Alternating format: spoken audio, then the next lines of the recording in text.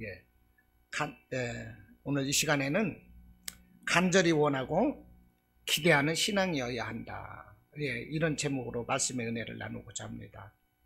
오늘이 대림절 네 번째 주일입니다. 예, 성탄절 전에 4주간에 걸쳐서 예수님의 오심을 간절히 소망하며 기다리는 절기가 바로 대림절이죠.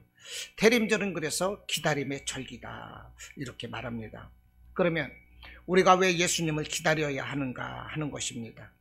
대림절이 왜 우리에게 필요한 것인가 하는 것입니다. 그것은 예수님이 준비하고 기다리는 자에게 예수님이 찾아오시기 때문에 그렇습니다. 예수님께서 10처녀의 비유를 통해서 기름을 준비한 5처녀가 늦게 도착하는 신랑을 맞이하고 혼인잔치에 함께 들어가는 그 말씀을 해주셨습니다. 이게 무슨 말씀입니까? 늦게 오시는 주님, 언제 오실지 모르는 그 주님을 기다리는 슬기로운 처녀들은 늦게 오심을 대비해서 등에 기름을 준비했었다는 것입니다. 이렇게 등에 기름을 준비했던 그 신부들이 예수님을 맞이하고 혼인잔치집에 들어갔어요. 여러분, 예수님은 누가 만날 수 있는 것입니까? 만나기를 간절히 기대하고 바라고 소망하는 자들이 예수님을 만나는 것입니다. 그래서 우리가 성탄주의를 네 번째 주일을 앞두고 우리가 대림절을 지키면서 예수님 만나기를 간절히 소망하는 거예요. 예수님이 내게 임재하시기를 소망하는 것입니다. 예, 그런 마음으로 우리가 예배 드리고 있습니다. 오늘 우리 중에도 우연히 예수님을 만나는 사람은 없습니다. 응? 우연히 예수님을 만나거나 실수로 예수님을 만나거나 그런 사람은 없어요. 준비된 자들이 예수님을 만난다는 것입니다.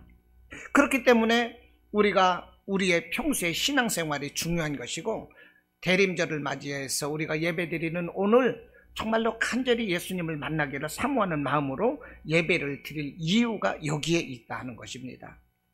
성탄절은 2000년 전에 일어났던 이례적인 사건이 아닙니다. 2000년 전에 일어났던 그 성탄절을 우리가 기억하는 것도 아니에요. 성탄절은 작년에도 우리에게 임했었고 올해도 임하고 내년에도 임할 것입니다. 오실 예수님을 새롭게 경험하는 사건이 바로 성탄절인 것입니다.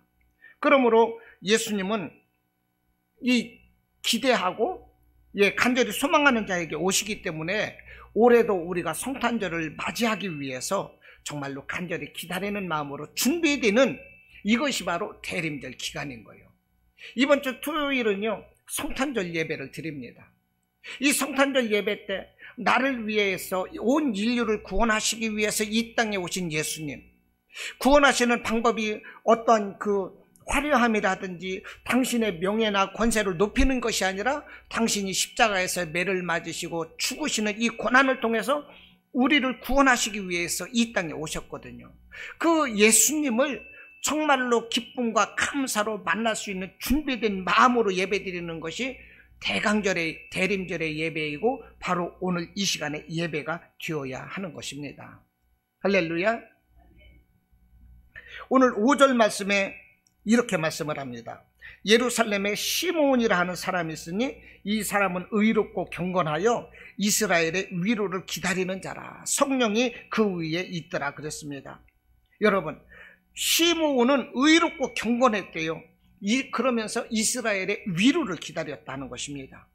우리는 하나님의 위로를 기다려야 돼요. 우리가 살아가는 이 시대 너무나도 어렵습니다. 너무나도 고난이 많아요. 이런 우리가 살아가는 이 시대에 우리는 바로 예수 그리스도의 위로가 필요한 거예요. 시므온은 이스라엘의 위로를 기다리다가 결국 그 시므온은 예수님께서 나시고 이 결례대로 할례를 행하러 오실 때 그 예수님을 만나는 그 영광을 누리게 되는 것입니다. 우리가 예수님을 간절히 바라고 소망하다 보면 예수님께서 우리에게 오시는 거예요.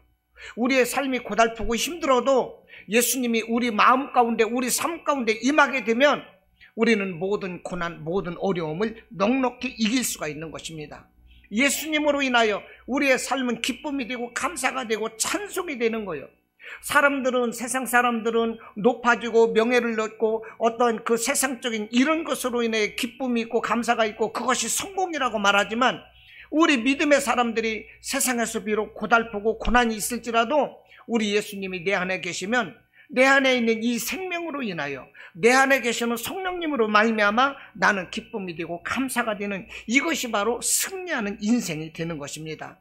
그러므로 여러분, 이 시간 예배를 드리실 때 정말로 우리 예수님의 위로받기를 간절히 바라는 마음으로, 우리 예수님께서, 성탄절에 오신 예수님께서 이 시간 내 마음 가운데 들어오시기를 간절히 바라는 마음으로, 그 예수님을 모시는 마음으로 예배를 드리시기를 바랍니다.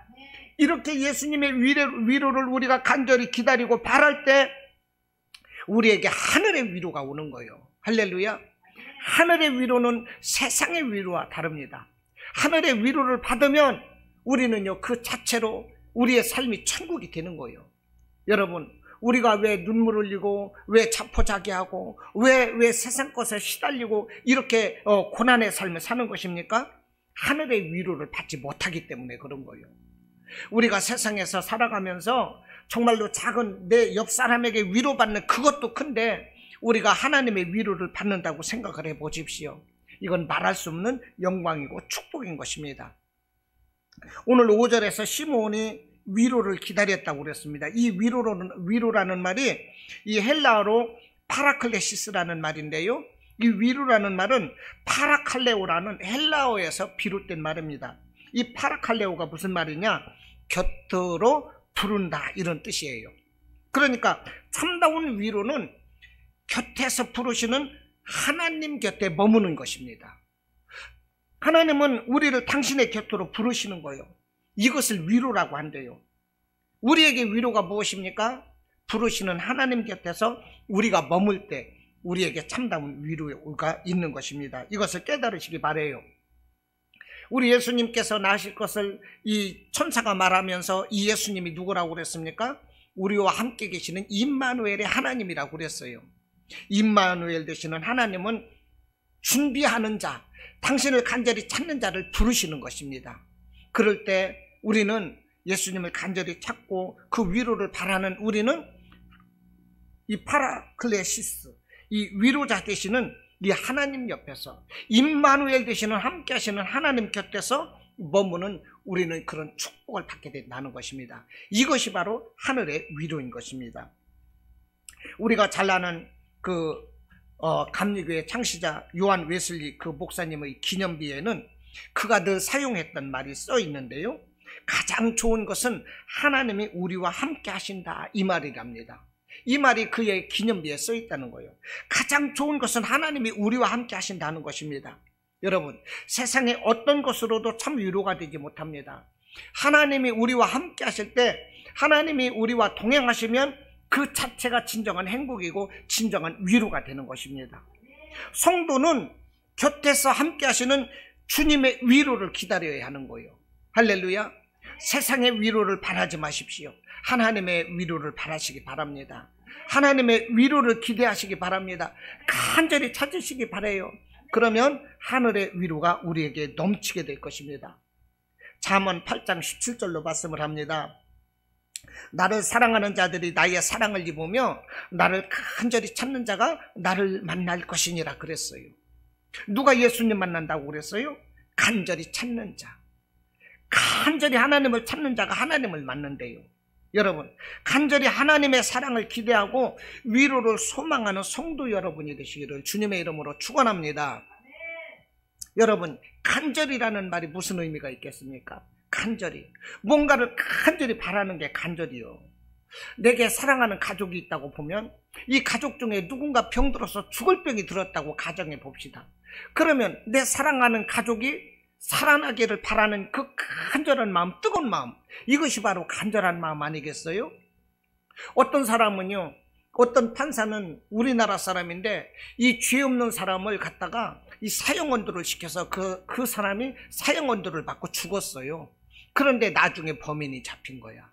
그래서 자신의 그 판사로서 소임을 다하지 못했던 그것을 늘 후회하면서 판사직을 내버려두고 전국을 떠돌면서 이 폐지를 줍고 이런 삶으로 자신의 그 지난 날을 회개하는 그런 판사가 있었다고 그러더라고요. 바로 그런 거예요. 내가 죄가 없이 억울한 누명을 쓰고 감옥에 갇혔다면 내가 아무리 죄가 없다고 얘기를 하더라도 그걸 알아주지 않을 때 그 사람의 그 얼마나 간절한 마음이 있겠느냐 하는 것입니다. 나의 이 죄 없이 없는 것이 이 밝혀지기를 바라는 그 마음, 그것이 간절한 거거든요. 우리나라에서 이산가족 찾기가 있었습니다. 이산가족을 찾을 때 사람들이 피켓에다가 이름을 적어가지고 나왔어요. 언제 어느 때 헤어졌다고 이런 것을 이 방송에서 내보내면서 그들의 마음이 어떻겠습니까? 속히 나의 헤어진 부모님, 나의 형제, 자매, 가족을 만나기를 소망하는 그런 마음으로 이산가족에 나왔었거든요. 그들의 마음이 간절한 걸 거예요. 그들의 마음이. 이런 간절한 마음을 가지고 우리가 예수님을 기대해야 된다는 것입니다.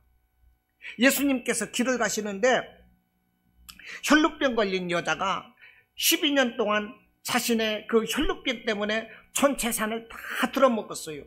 그 용어다는 의사들을 다 찾아다녔는데 의사들이 자기의 병을 고쳐주지 못했어요. 이 혈루병 걸린 여자가 그겁니다. 아, 예수님이라는 분이 죽은 자도 살리신다고 모든 병을 고치신다는데 내가 이번에는 예수님께 나가서 예수님의 옷자락이라도 만져봐야 되겠다. 그러면 내가 예수님의 옷자락만 만져도 12년 동안 내 병은 고치지 못하고 모든 이 재산은 다 들어먹었지만 그러나 예수님으로 인하여 나의 병은 나을 거야. 그러면서 예수님께 나와서 예수님의 옷자락을 만졌다는 거예요. 얼마나 간절한 마음으로 나왔겠습니까? 이런 간절함이 있어야 된다는 얘기요. 중풍병자가 걷지도 못하고 움직이지도 못하는 중풍병자가 있었는데 그도 예수님의 소문을 들었어요. 그래서 친구들에게 부탁하는 것입니다. 얘들아, 나를 침상에 좀 떼미고 가서 우리 예수님 있는데 나를 좀 데려다 다오. 그러면 내가 예수님으로 인하여 나의 중풍병이 나을 것이다. 그래서 친구들이 침상채 이 중풍병자를 떼미고 갔는데 보니까 사람들이 예수님 앞에 엄청나게 몰려들어서 예수님 앞에 나갈 수가 없어요. 그래서 지붕으로 올라가서 지붕 기와장을 걷어내고 그 지붕에 구멍을 내고 침상채 예수님에게 달아내렸다는 거예요. 얼마나 자기의 중풍병이 낫기를 바라는 그 간절한 마음이었느냐 하는 것입니다. 이 간절한 마음으로 이 중풍병자가 예수님께 나갔을 때 예수님은 너 왜 남의 집을 파괴하느냐, 김을 파괴하느냐, 응? 이렇게 책망하시는 것이 아니라 너의 믿음이 크도다. 이것을 칭찬해 주시는 것입니다. 그러면서 그 시로 중풍병자가 나와서 자기가 들것에 실려갔던 침상을 둘러매고 돌아갔다는 거예요. 이와 같은 간절함, 할렐루야, 이와 같은 간절함으로 우리가 예수님을 찾아야 된다는 거예요. 이 예수님 만나기를 이렇게 간절하게 기대하라는 것입니다. 우리를 위로하시는 예수님, 우리에게 산 소망이 되시는 예수님, 그분 만나기를 간절히 기대하고 소망을 하는 것입니다. 할렐루야. 이런 간절함이 없이 예수님께 예배드리는 것 자체가 모순인 거예요. 간절함으로 예배를 드리고 간절함으로 예수님을 찾으시기를 바랍니다. 여러분은 예수님을 얼마나 간절하게 기대하고 찾고 계십니까? 우리 주님의 위로를 얼마나 간절하게 기대하고 있습니까? 마태복음 25장에서 열처녀 비유가 나옵니다. 그래서 예수님이 이렇게 말씀하셨어요. 미련한 자들은 등을 가지되 기름을 가지지 아니하고 슬기 있는 자들은 그릇에 기름을 담아 등과 함께 가졌더니 그랬습니다. 미련한 자들은 여분의 기름이 없었어요. 그런데 슬기로운 자는 등과 여분의 기름이 있었어요. 그러나 그 신랑이 그 오는 길이 막혀서 더디 오다 보니까 미련한 자들이 기름이 준비하지 못한 자들은 밤늦게 오는 신랑을 맞이하지 못했고 기름을 준비했던 슬기로운 처녀들은 밤늦게 오시는 예수님을 신랑을 기름에 불을 붙이고 등에 기름을 붙이고 함께 신랑과 함께 혼인잔치집에 들어갔다는 것입니다. 여러분, 이 혼인잔치집의 비유라는 것은 이스라엘의 혼인 풍습에서 비롯된 예수님의 비유인 것입니다. 이스라엘의 혼인은요, 남자가 먼저 신부집에 찾아갑니다. 신부집에 찾아가서 그 신부의 부모에게 허락을 받고 마지막으로 그 신부에게 허락을 받는 거예요. 그 신부의 부모가 허락을 할지라도 그 신부가 나는 이 사람을 나의 신랑으로 맞이하겠습니다라고 허락을 하지 않으면 그 결혼은 이루어지질 않습니다. 그래서 신부가 결혼하겠습니다라고 이제 허락을 하면 그때는 이 신랑이 준비해 갔던 예물을 신부에게 드리고 거기에서 잔치를 마치고 그런 다음에 신랑은 자기 집으로 돌아갑니다. 그래서 자기 집으로 돌아가서 신부를 데려와서 살 수 있도록 그 집안의 모든 준비를 다 하는 거예요. 이렇게 준비를 다 마치고 나면 그때 신랑의 아버지가 가서 신부를 데려와라 이렇게 명령이 떨어지면 그때 신랑이 신부의 집으로 가서 신부를 데려오게 되는 것입니다.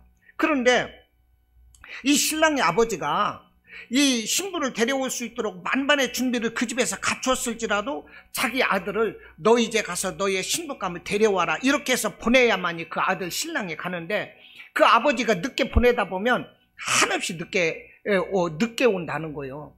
그래서 어떤 때는 그 아버지가 보내는 그 마음에 따라서 어떤 신랑은 3일 만에 오기도 하고 일주일 만에 오기도 하고 어떤 신랑은 한두 달에 걸려서 오기도 하는데 어떤 신랑은 6개월이 되고 1년이 돼서야 이 신부를 맞으러 이 신랑이 오기도 한다는 것입니다. 그 왜 그렇습니까? 그 아버지가 가라 명령해야 되는 거거든요. 이 말씀은 곧 그 예수님의 재림의 시기는 나도 모르고 천사도 모르고 아버지만 안다는 그 말씀과 일맥상통하는 말씀이기도 한데 아무튼 신랑이 신부를 맞으러 올 때 그 아버지가 허락을 해야 맞으러 오는 거거든요. 그런데 신부는 답답한 거예요. 신랑이 빨리 나를 맞으러 왔으면 좋겠는데 내가 마음에 들어서 결혼을 허락했잖아요. 그래서 신랑으로부터 예물을 받았잖아요. 그 신랑이 빨리 와서 나를 데리고 가기를 바라는 거예요. 그런데 신랑이 안 온다면 얼마나 애가 타겠어요. 신부가 보고 싶고 그립고 사모하고 이것이 신부의 마음이거든요. 거기에서 이 슬기로운 열처녀는 늦게 오는 신랑을 대비해서 등도 기름도 준비했다 이 말씀이 나오는 거예요. 여러분 신부가 이렇게 신랑을 기다리는 마음으로 예수님을 우리가 기다려야 된다는 것입니다. 정말로 이렇게 간절하게 신부가 얼마나 신랑을 간절하게 기다렸겠느냐 하는 것입니다. 이와 같은 간절함으로 우리가 예수님을 기다려야 한다는 거예요. 할렐루야. 이사야서 61장 말씀에 여호와께서 세우실 구원자의 그 사역, 메시아의 사역이 말씀되고 있고요. 이 메시아 사역을 통해서 그 하나님의 백성이 누릴 그 축복이 이사야서 61장에 기록이 되어 있습니다. 이사야서 61장 1절로부터 11절까지 무슨 말씀이냐? 하나님께서 메시아를 보낸다. 그 보내는 메시아가 할 일이 무엇이냐? 여호와의 은혜의 해를 전파한다 이 말입니다.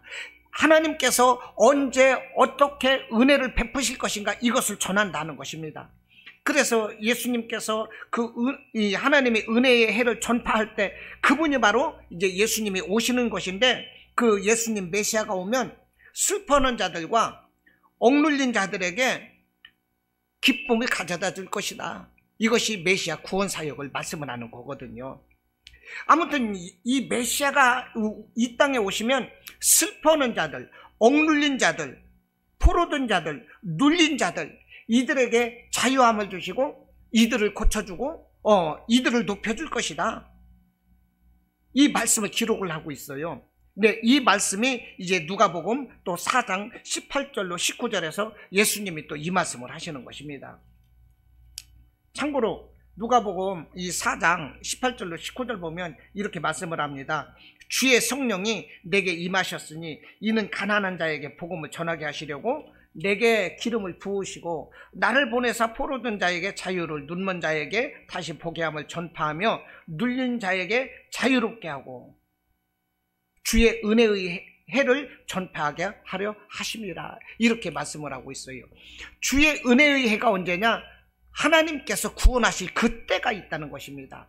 그때가 언제냐면 예수님께서 이 땅에 오시는 신약시대를 말씀을 하시는 것입니다. 이 말씀과 같이 예수님께서는 이 땅에 오셨어요. 하나님의 기름 부음을 받으시고 왕과 제사장과 선지자의 사명을 위임받고 예수님은 이 땅에 오신 거예요. 여러분, 왕은 누구입니까? 백성들을 살피는 것이 왕이지요. 왕이 백성들을 살피듯이 왕이신 예수님은 이 땅에 오셔서 당신의 택한 백성들을 지키시고 보호해 주신다는 것입니다.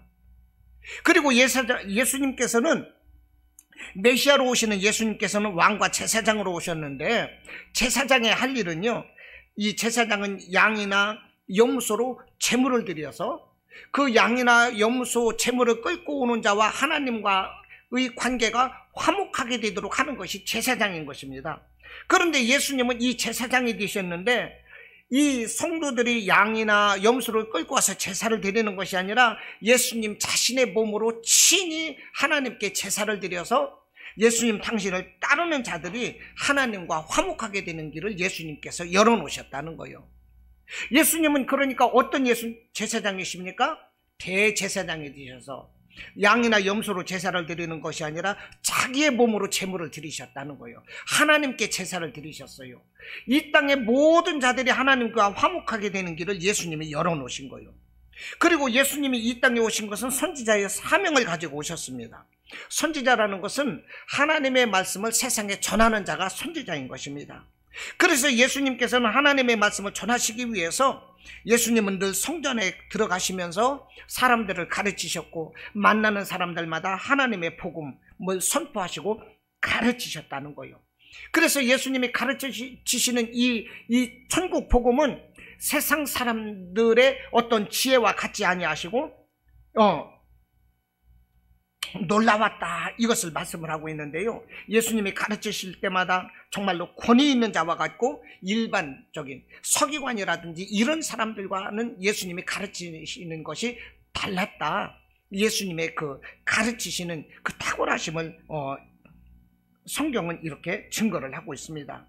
여러분, 예수님은 우리의 왕이시고 제사장이고 선지자로 이 땅의 메시아로 이렇게 우리를 구원하시기 위해서 오셨다는 거예요. 할렐루야. 이 메시아로 오신 예수님, 제가 무슨 말씀을 이렇게 장황하게 드렸느냐면 이사야서 61장에 이렇게 이미 예수님이 오시기 700년 전에 예언되어 있었고, 예언되었던 그 메시아 구원자는 실제적으로 왕으로 제사장으로 선지자로 예수님께서 이 땅에 오셔서 이와 같은 사역을 감당하셨다 하는 것입니다. 이와 같은 예수님을 우리가 간절히 찾고 만나야 된다는 거예요. 예수님을 찾을 때 우리에게 살 길이 열리는 것입니다. 무슨 일이 있어도 예수님을 결사적으로 찾고 만나야 되는 거예요. 그 예수님 찾고 만나는 일에 있어서 간절함으로 우리가 최선을 다해야 된다는 것입니다. 옛날에 제가 먼 십리길을 학교를 다녔는데, 학교를 다니다 보면 이 논이 양쪽으로 다 있고요, 논이 있으면 그 수렁이 있습니다. 수렁. 그 수렁이 있는데 겨울에 되면 그 수렁이 얼어가지고요, 이 스프링처럼 들어갔다 나왔다 하면서 빠지지 않고 출렁출렁한 그런 수렁을 많이 이렇게 걸어 다녔거든요. 그런데 이 수렁이 녹으면 그냥 쑥 빠져 들어가서 나올 수가 없게 되는 거죠. 그런데 이 수렁에 한번 빠져버리면 나오질 못해요. 그런데 사람들이 수렁에 빠지면 나오려고 막 발버둥 칩니다. 절대 이 수렁에 빠지면 나올 수가 없어요. 어떻게 돼야 나옵니까? 옆에서 누군가 붙잡아주고 당겨줘야 그 수렁에서 나올 수가 있는 거예요. 여러분, 우리 사람이 수렁에 빠진 것과 같다 하는 것입니다. 우리는 수렁에 빠진 것과 같이 숱한 고난을 당하고 어려움을 당하고 있어요. 이때 우리를 수렁에서 건져주시는 분은 오직 예수 그리스도다 하는 것입니다. 할렐루야. 우리 수렁과 같은 우리 인생에서 우리를 건져주시는 분, 이분이 예수님이라는 거예요. 여러분, 다윗은 이스라엘의 왕인데요, 이 다윗은 본래 용맹한 장수입니다. 숱한 전쟁을 치렀습니다. 산과 들을 누비면서 막 싸웠어요. 그러다 보니까 많은 죽음의 위기를 넘겼습니다. 그뿐이겠습니까? 사울 왕으로부터 여러 번 이 다윗은 죽임의 위협을 당했습니다.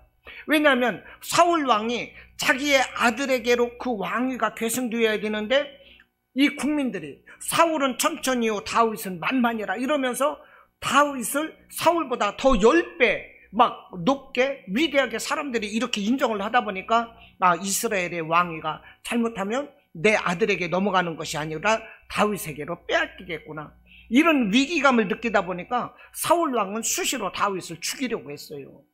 그럴 때마다 하나님께서는 이 다윗을 건져주셨습니다.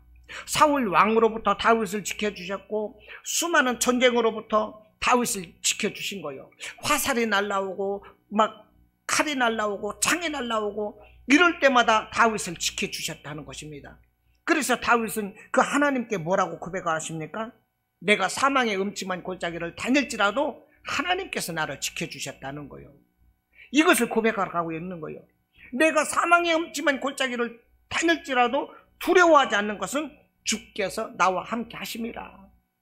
이런 고백이 다윗에게 있었다는 것입니다. 하나님이 누구냐? 나를 지키시는 요새요, 산성이요, 방패요, 내가 피할 바위다. 이런 고백을 하는 것입니다. 옛날에 싸울 때 화살을 피하려면 어떻게 되겠어요? 바위 뒤에 숨어야 되는 거예요. 방패가 있어야 되는 거예요. 요새가 있어야 되는 거예요. 하나님이 다윗에게 이런 분이었다는 것입니다. 우리도 예수님이 이런 분이 되어야 돼요. 나의 요새, 나의 피할 바위, 나의 산성, 나의 방패. 우리 예수님은 이런 분이신 것입니다. 할렐루야. 이사야 1장 5절 보시면 이런 말씀을 합니다. 온 머리는 병들었고 온 마음은 피곤하였으며 발바닥에서 머리까지 성한 것이 없이 상한 것과 터진 것과 새로 맞은 흔적뿐이거늘 그것을 짜며 싸매며 기름으로 부드럽게 함을 얻지 못하였다 그랬어요. 보십시오. 머리도 병들었고 마음은 피곤하고 발바닥에서 머리까지 성한 것이 없대요. 다 터져버렸대요. 다 상했대요. 그러나 이것을 기름 부어 싸매지 못했다는 것입니다. 기름 붓는다는 것은 치료를 의미하는 거거든요. 상하고 터지고 이랬지만 치료받지 못하고 이것이 우리의 인생이라는 거예요. 우리의 인생이 이렇다는 것입니다. 이것이 우리의 현실이라는 것입니다. 이사야서 1장 7절 말씀에 너희의 땅은 황폐하였고 너희의 성읍은 불에 탔고 너희의 토지는 너희 목전에서 이방인에게 삼켜졌으며. 여러분, 우리의 재산이 우리가 보는 앞에서 이방인들에게 빼앗겼대요.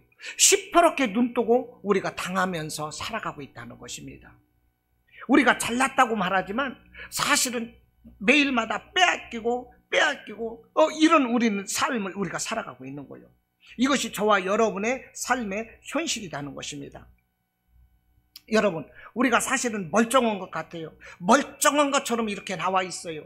그러나 성경 속에서 표현하고 있는 그 상한 실제의 모습, 정말로 터지고 찢어지고 피곤하고 이런 모습이 우리의 모습이라는 것입니다. 아닌 것처럼 앉아있지만 사실은 다 그런 모습인 거예요. 다 그렇게 아파하고 있어요. 다 그렇게 속으로는 울음을 울고 있어요. 한꺼풀 벗겨내면 우리의 상처는 그대로 드러나는 거예요. 이런 상처를 나의 힘으로는 감쌀 수 없어요. 나의 힘으로는 치료할 수가 없어요. 오직 예수님만이 우리의 상처를 감싸주시고 우리의 상처를 싸매주시고 치료해주시는 것입니다. 할렐루야. 이와 같은 예수님을 만나자는 거예요. 이와 같은 예수님을 만나야 하는 것입니다. 현대 질병 중 하나, 3대 질병 중 하나가 우울증이라고 그럽니다. 이 우울증이 3대 질병 중에 하나래요. 뭐 암이다 뭐다 이런 게 있겠죠. 못 고치는 거. 그 중에 하나가 우울증이랍니다. 자살하는 사람들의 그 대부분은 우울증 환자랍니다. 이게 이 천장이 무겁다 보면 기둥이 휘고 하다가 한순간에 이 기둥이 꺾어지고 넘어질 수가 있습니다. 이와 같이 우리 사람에게 있어서도 어떤 문제가 쌓여서 스트레스가 되면 그것이 심한 그 우울감에 시달리다가 자기 자아가 무너져 내리는 날, 그때 사람들은 자살을 한다는 거예요. 그 천장의 무게가 무거워서 기둥이 견디지 못하고 쓰러지는 것처럼 우리 문제들, 우리에게 있는 스트레스, 이런 것들이 심한 그 우울감이 되어서 내게 쌓이다가 문제가 발생한다는 거예요. 여러분, 누구나 다 이런 문제 가운데 살고 있다니까요. 이런 우리에게 필요한 분이 누구입니까? 예수님인 거예요. 우리 마음에 쉼을 얻고 우리 삶에 쉼을 얻고 회복되고 위로되고 치료되고 힘을 얻을 수 있는, 그렇게 우리를 도우실 분이 누구입니까? 바로 예수님이라는 거예요. 그 예수님을 우리가 만나야 할 것입니다.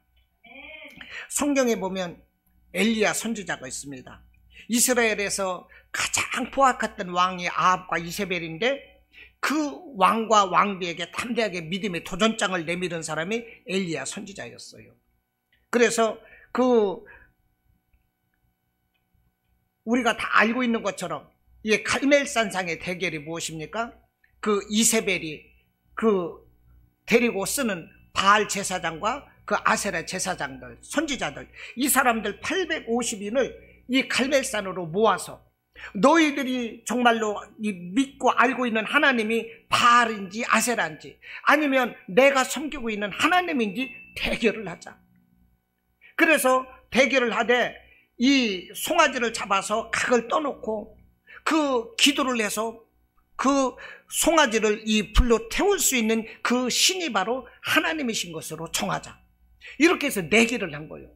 그런데 바알과 아세라 이 선지자들은 아무리 그들이 외치고 기도를 해도요, 그 각을 떠는 그 송아지 위에 불을 내리지 못했어요. 그런데 엘리야가 기도할 때 송아지에 불이 붙고 그 송아지 모든 재물을 다 태워버리는 것입니다. 그러므로 이 엘리야가 선지는 여호와 하나님이 바로 참신 하나님이신 것을 만찬에 선포하게 되는 거예요. 그리고 그 하나님을 욕보였던 그 바알 선지자들, 아세라 선지자들, 이 사람들 기순시내로 데려다가 한꺼번에 다 죽이는 그 위대하고 큰 선지자, 이 사람이 바로 엘리야 선지자인 것입니다.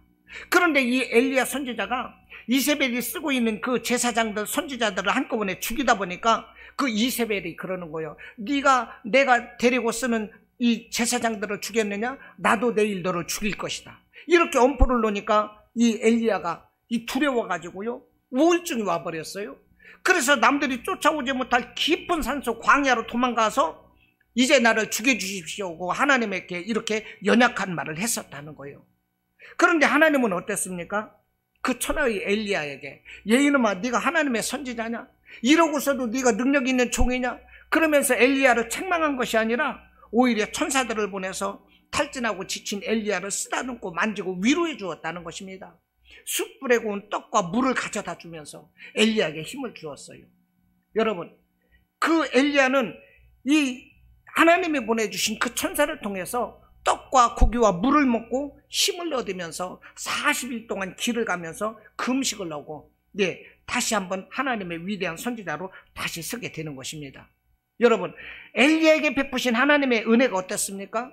엘리야도 탈진하고 지칠 때가 있었는데 그 탈진하고 지친 엘리야를 힘주신 분이 바로 하나님이라는 거예요.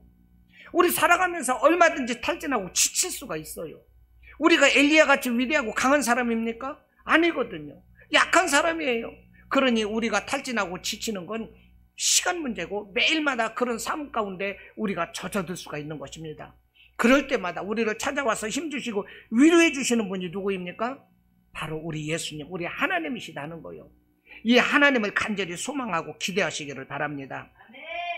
이 예수님을 나의 주인으로 왕으로 모셔라 하는 거예요. 여러분, 예수님만 계시면 오늘보다 내일이 더 기쁘고 행복한 날이 될 것이다 하는 이런 기대를 가지고 살 수가 있는 것입니다. 오늘의 현실이 힘들고 어려워도 내일에 대한 꿈과 희망만 있다면 오늘의 고난은 얼마든지 참고 이겨낼 수가 있는 거예요. 우리가 살아갈 수 있는 힘은 희망인 것입니다. 우리에게 있는 힘은 꿈인 거예요. 우리가 뭘 잘 먹고 보약을 먹어서 힘이 아니에요. 하나님이 주시는 힘과 꿈, 이 하나님이 주시는 소망, 이것이 우리에게 힘이고 능력이 된다는 것을 여러분들 깨달으시기 바랍니다. 어떤 할머니가 돌아가셨는데 이 부검을 했어요. 이 할머니가 왜 돌아가셨는지 알 수가 없는 거예요. 그 경찰이 그 할머니가 쓴 일기장을 보았는데 오늘도 아무 연락이 없었다. 그 다음날 일기장에도 오늘도 나에게 연락 오는 사람이 아무도 없었다. 항상 그의 일기장에는 오늘도 내게 연락 오는 사람이 아무도 없었다. 그것만 적혀 있더라는 거예요. 그 할머니는 외로워서 돌아가신 거예요.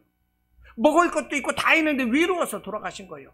여러분, 사람에게 꿈이 없고 소망이 없다면 아무리 우리에게 먹는 것이 풍족하고 돈이 있어도요, 소용없어요. 그냥 병들어서 작은 병 하나라도 죽을 수가 있는 것입니다. 그 예수님, 우리에게 희망을 주시는 예수님을 여러분들 간절히 찾고 만나시기를 바랍니다. 성북교회에, 서울 성북교회가 있습니다. 그리고 이태희 목사님이신데 이분이 수동기도원의 또 원장님이시기도 해요. 이분이 처음에는 어렵게 교회를 시작을 했는데 나중에 교회가 크게 돼가지고 미국 뭐 이런 세계적으로 이렇게 부흥회를 나가는 목사님이십니다. 하루는 이제 국내에서 부흥회를 하고 밤 9시가 돼가지고 자택 앞에 왔는데 그 대문 앞에 중학교 3학년쯤 되는 학생 하나가 그 이태희 목사를 기다리는 거예요. 그 이태희 목사가 이제 집에 들어가려니까 이태희 목사님을 부르면서 우리 집에 와서 우리 엄마에게 기도 좀 해달라고. 우리 엄마가 자궁암에 걸려서 돌아가시려고 그러는데 이태희 목사님 오셔서 한 번만 기도해 주시는 게 소원이라는 얘기예요. 그래서 너 몇 구역이냐고 물어봤더니 자기 교회도 아니고 남의 교회 성도인 거예요. 그런데 우리 엄마에게 와서 기도를 해달래요. 보니까 새벽 예배 끝나고 나서 이태희 목사님을 만나려고 새벽 예배 끝나자마자 이태희 목사님 집에 와서 기다린 시간이 밥 굶으면서 15시간을 기다린 거예요. 그 얘기를 들으니까 이태희 목사님 가슴이 찬하거든요. 그래서 집에로 들어가지 않고 그 학생과 더불어서 그 집에를 갔더니 단칸방에서 엄마하고 함께 살고 있는데 이 엄마가 자궁암에 걸려가지고 몸에서 썩는 냄새가 방 안에 진동을 하는 거예요. 그래서 내가 이거 기도해줘도 이 여자가 살아나긴 힘들겠구나 싶어가지고 그냥 기도를 안 할 수는 없고 왔으니까 그냥 간단하게 기도를 하고 일어섰어요.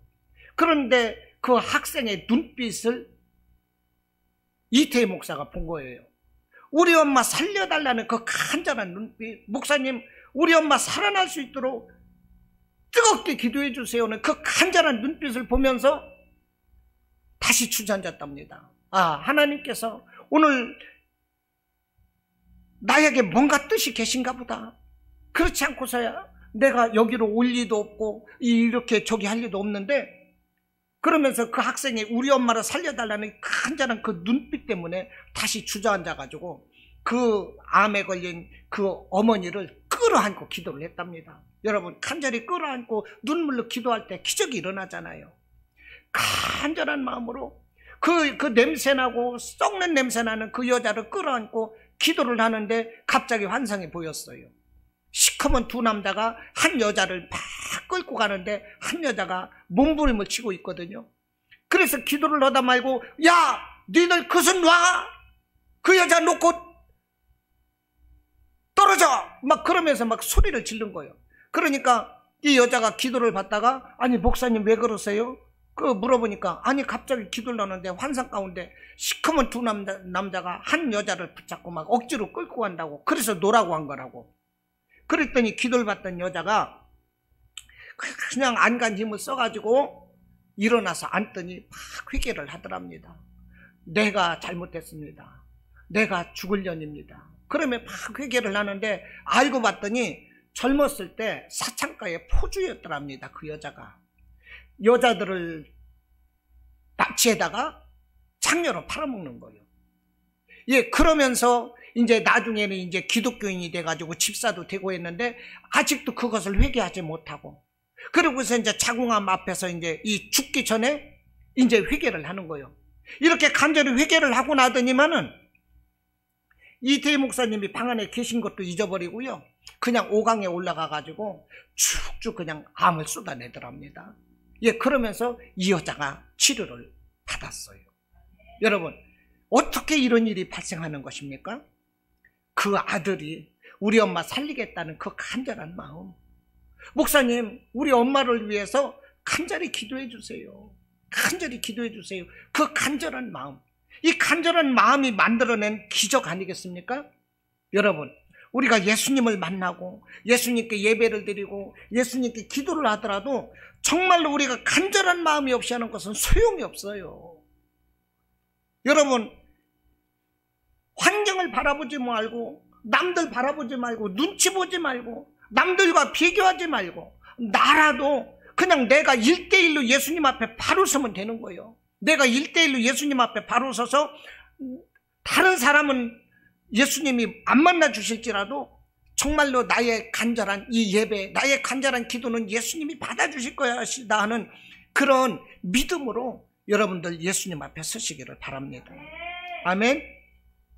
오늘 본문에 평생 소망을 가지고 기다린 한 사람을 소개하고 있습니다. 평생 이 주님을 만날 만한 그 소망을 가지고 간절함으로 기다린 사람, 바로 시므온을 오늘 본문은 말씀을 하고 있어요. 이 시므온이라는 뜻은 하나님이 들으셨다라는 뜻인데요, 평생 동안 메시아를 기다렸다는 것입니다. 내가 죽기 전에는, 이 예수님을 보기 전에는 절대로 죽지 않을 것이라는 확신을 가지고 살았어요. 그 꿈을 이루기 위해서 늘 의롭고 경건하여 성령과 동행했다는 것입니다.